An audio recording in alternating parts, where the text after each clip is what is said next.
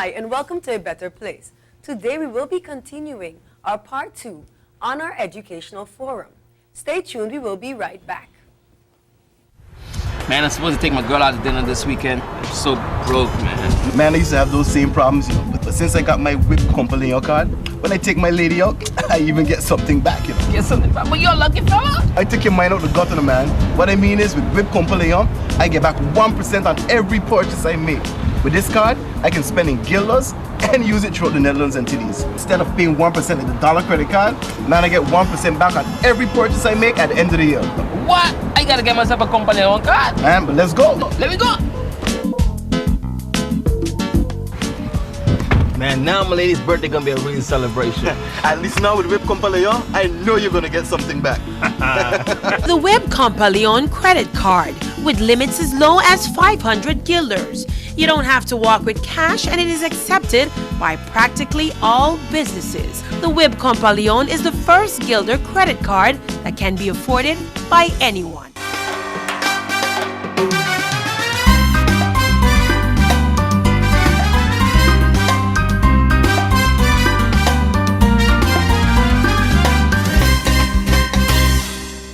Hi, and welcome back to A Better Place. Mr. Spring, Mrs. Aventurin, and Mrs. Stevens, welcome back to part 2 of our educational forum. And in this segment, I would like to talk about the challenges you are faced with at your schools, be it with your staff or your students. Let's just elaborate a little bit about your challenges at your schools. Okay, we have many challenges, but I would like to focus on the challenges we have with our students within our schools. If we look at the children, the 4-year-olds that are registering, we are surprised really to realize the challenges that we will have to face in registering the type of children that we now have. And I'm talking about children with autism, symptoms from autism, and children with speech impediment, as far as children that cannot speak. We have to take in these children because it is compulsory education, but at the same time, we have a regular setting. And with 2 languages, Dutch and English, sometimes we wonder if even though we have input Dutch, input English, we don't know a child that cannot respond to what you're saying because they cannot speak, what is really happening. We can look at their work, of course, to see if they can write, follow instructions, and what have you. But at some point in time are we really, really meeting the needs of this child in our regular system? I find that's a very big challenge we have. And there's many other learning disabilities, too, that we are faced with. Those are big challenges that we have within education. Not forgetting the behavioral challenges, too, with our older students. And I do agree what Jessie is saying. We are faced with the same problems. And although a special school would be like ideal, I believe the trend throughout the world is now to mainstream the schools, where children with some disabilities or even learning problems or behavioral problems, they should be placed in the regular classroom. Now, having said that, I think that we have to look for specialists. Because in Holland, where I did participate in that, because they call that weer samen naar school, and that's to have students with disabilities, to teach them how to be accepted in the regular stream. But they have like 3 or 4 specialists standing by to give advice and to help them. They even take out that child for an hour or so to give special instructions if it has speech impediment, name it, any other problems like attention deficit. Those children are taken aside and the specialists know what they are doing. Now we are concentrating on just having a good set of teachers. And we have student care coordinators, but that's where it ends. Some schools are very fortunate, like Mr. Spring, who has a nurse, I think. I am very fortunate this afternoon. I have an interview with a master, an instructor of music, because I really, I strongly believe in music. Even children with disorders, they can be calmed with music. Sports, I would love to encourage horseback riding and all those things. And I can't go into all the details what music does to children, because it's not just to say a few. They learn to listen better. They learn harmony, to work like in a team, because that's what music does. They know they become very adept with their fingers. Those who learn to play the guitar and any other instrument for that matter, rhythm is instilled in them. And I have seen really, really miracles happening. And the same with sports. Children, when they excel with anything they are good at, they will do much better academically. It's a proven factor. And I believe that we have to revisit our subsidies and see if there is enough left to deal with, yes, my colleagues are laughing, to have some specialists on the island. And we are working together, Angelique. What you did is just bringing us together, but behind the scene, people don't know. But we always discuss problems with each other and learn from each other. And if one knows somebody that's really good, whether it's from the English-speaking islands or from Barbados, wherever, where sometimes, you know, they are much further than we are in their system, and they might have these specialists that I'm talking about that can deal with our students, and we can bring them in and we can share. At one time, I was sharing a music teacher with the Seventh-day Adventist, my colleague, Mr. Connor, and it worked fine for years. And we can do those things. And then also see, you know, which school has some, you know, worse problems than the other. And that's how we deal with it. Yes, and how to deal with it. I really believe there are ways that we can come to a solution and find a good solution to deal with these problems. Well, I agree with what my colleagues have been saying, but I'd just like to add a 2 cents. I'm going to use the word education, education, education. For us to tackle these challenges of children with special needs and children who are educational not dysfunctioning, we need education, and the education to start with the teachers' training. In our teachers' training program, there should be that modular aspect. I think we are all just focusing that teachers coming out and say they have a bachelor's in education. Right.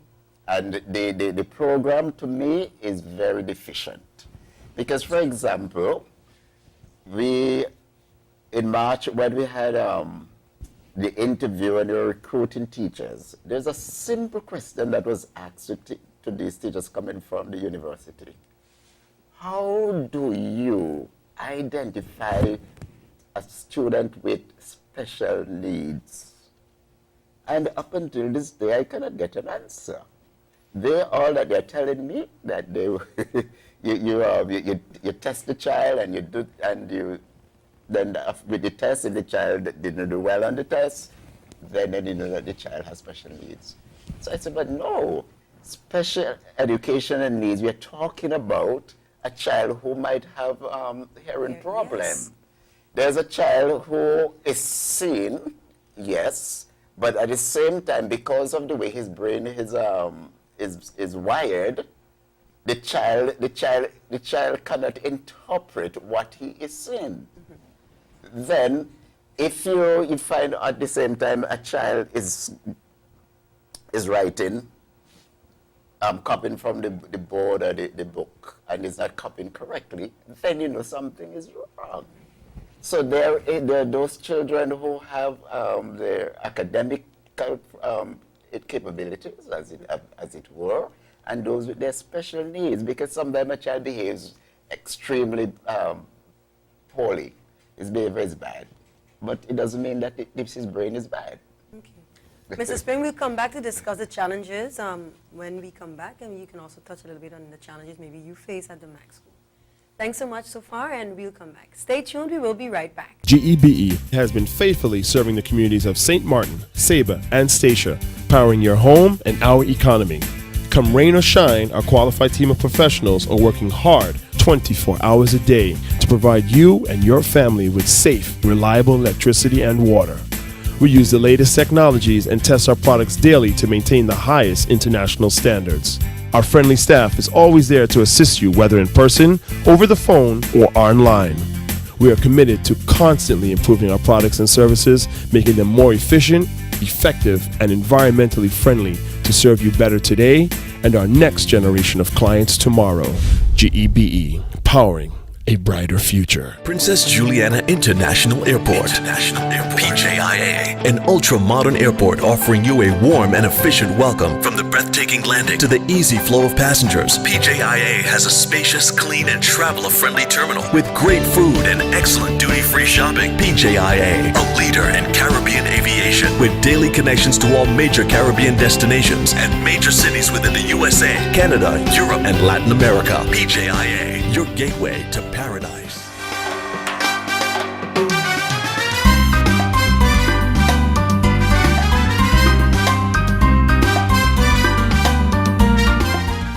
We're just discussing challenges and ways that we can identify the challenges. Okay. What we do at the Methodist Center, we try to identify teachers that we have within and our staff with special abilities, and we sort of expose those teachers. We use those teachers in the areas where best we can benefit. For example, we for the past 5 or so years, we have employed a teacher who deals with children with special needs. And that particular teacher was able to be used as a facilitator on the staff and trained other staff members how to identify the educational needs of a child. And she in particular, almost every 3 or 4 months, she goes on a course where she upgrades herself. And because of that, we have reaped a lot of benefit from it. So, for example, one of the things that she did for us, which we find was extremely important, there are many children that the teachers will send to us saying that these children are not learning, they're not learning. And she's insisting that before they can really label a child that the child can't learn, there are certain things that must be done. So, we encourage the parents to have an eye test, and hearing test, also speech test. The eye test in particular must be 2.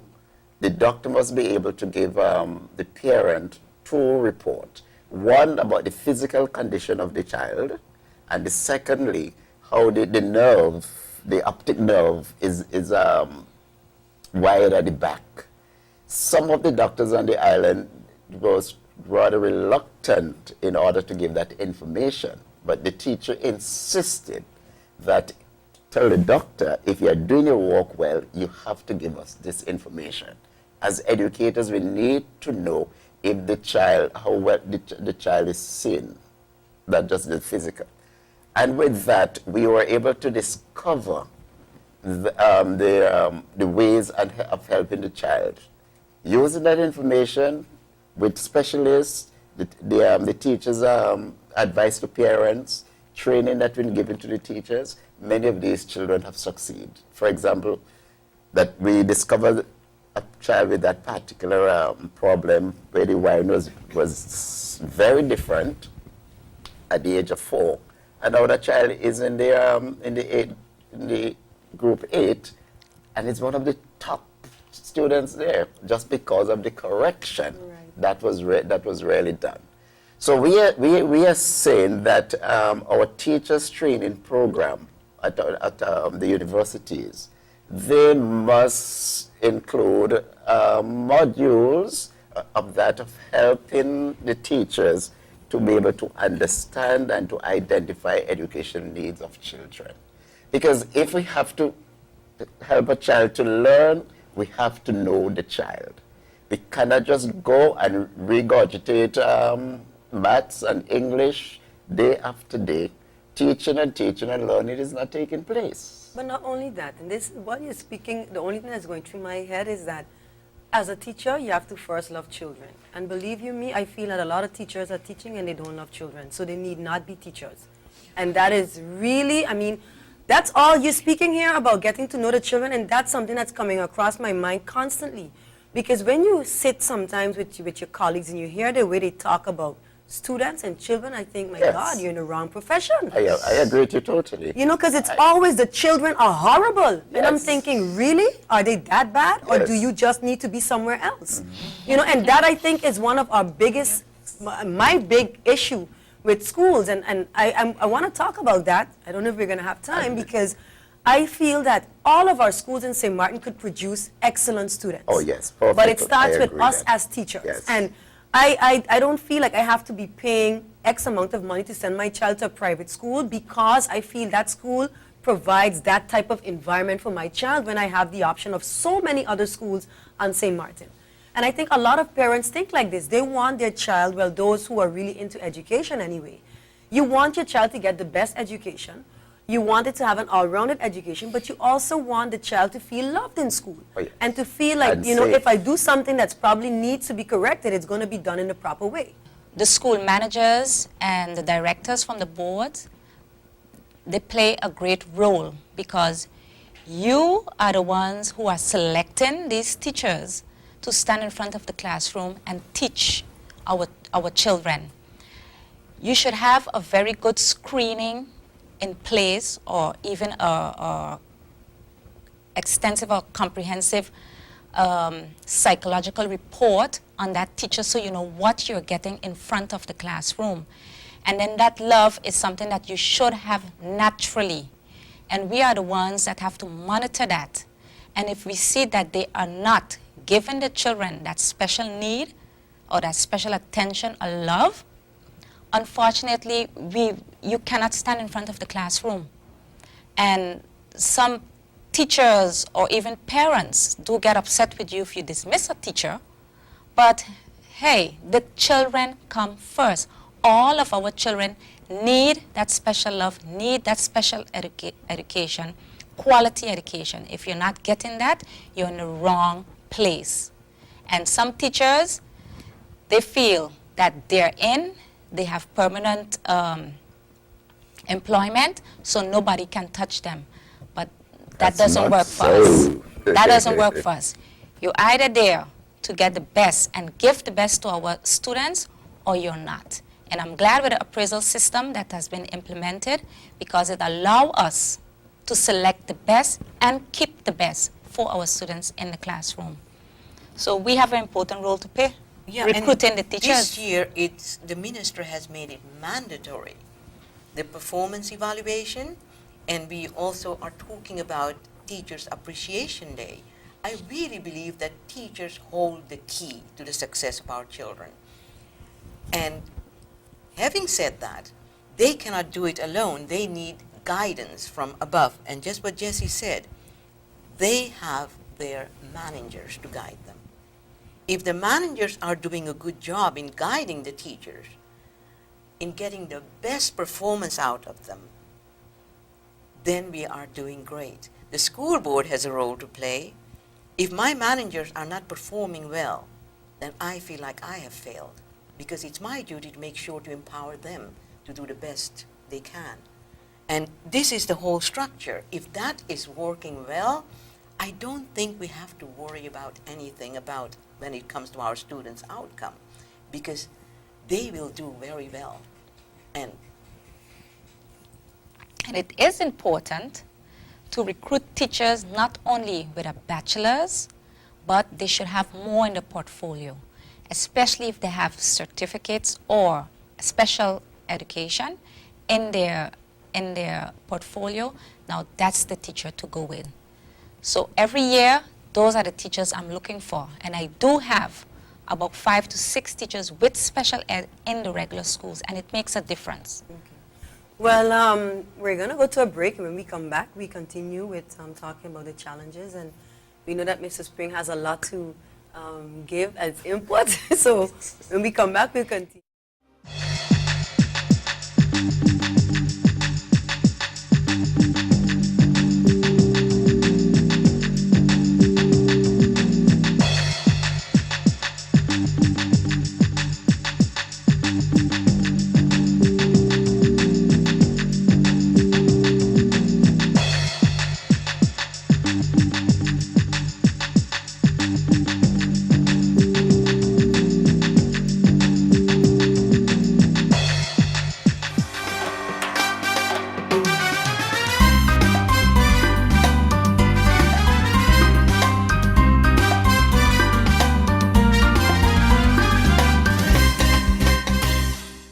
Yeah, we've been discussing the challenges we faced and, the performances of the teachers. And I was saying that, I really believe that a teacher should be someone who is loving, caring at all times with children and know how to get them to move from point A to point B. And I think as a parent, we have the most difficult jobs. And our children often are our mirrors and tell us, because I can use my son as an example who is always correcting me. And I thank him so much for it, because sometimes we say things, but we don't practice what we preach. And I think when we have children who are outspoken and who can point that out to us, is very good. And I think, once again, that teachers should be loving. And once they're like that, I think the child who's giving the most problems in the class, you will also start to see a difference in their behavior. Mr. Spring, what do you have to say? Well, I don't think I have much more to add than what was said before, but I sort of endorse what you're saying. The school should be a place that is safe for the child, and it is a place where a child should wake up every morning and really raring to want to go to school. Okay, let me cut you across with that. Just as an example, and most of you know my story. My kids go to Learning Unlimited. It's a school that's private, but I want to, get a little bit different for them, so I want to move them to the MAC. I'm going to be honest.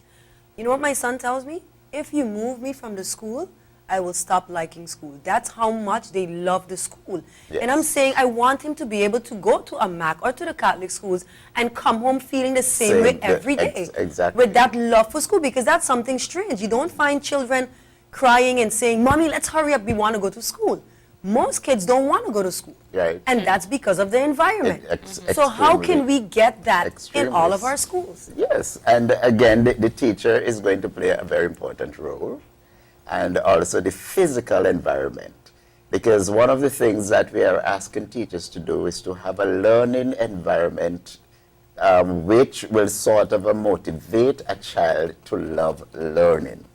The very, very important. So we must have our children to love learning, not just to come to school and be just been fed. As I always say, from a favorite quote of mine, a child is not a vase to be filled, but a light to be lit. So we're filling the vase, we're just pouring up, I'm going to use a colloquial word, just poking the things into the child, the maths and the geography and the whatever it is, and the child doesn't understand. But if you really liked that child, things that the child loved, they give him that sense of loving and then safety and want to learn, want to come to school, we will have success in terms of our education. Yeah, along with that, we shouldn't forget the family, because even though we have all the tools that we need to make it a happy environment at a school for the student, do they have a happy environment when they go home? Because it goes hand in hand. So while we are focusing on the child in school, we are thankful to have our social workers, our psychologists that can focus now on the social aspect at home. Because in some places it's so extreme that we know, the parent know, everybody knows that the environment the child is in at home is not the right one. But our hands are tied, because which other environment are we going to put that child in? And that is what we miss now from above, to have a facility for these type of students that need to be taken away from that environment and get the right loving and tender care that they need that goes hand in hand with the loving, tender care they get from school. And I think that will be another show, but that is That will be- definitely missing that on will the be- island of St. Martin. But for you know our what I students. think, That would be and that's what you're utopia. saying is true, and I think that has a lot to do also with how we are as a people, because, and you often hear people saying it, Caribbean people, we're not as loving.